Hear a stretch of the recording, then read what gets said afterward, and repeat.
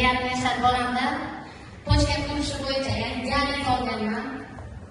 8 kun Xorazm viloyatida shoshilinchda reanimatsiyada yotgan o'g'lim yarim yashar 10 kungacha siymagan, ya'ni chiqmagan. Keyin больницаdan chiqib ahvoli ancha yaxshilashdi. Bir oy ichida mahsulotni bir paketini ichib bo'lganimizdan keyin supermarketga olganmiz. Qanday mahsulotni? Kalsiy ichganman, ertalab bitta, kechqurun bitta o'ydim, keyin bitta o'ydim, kechqurun kalsiy berganman.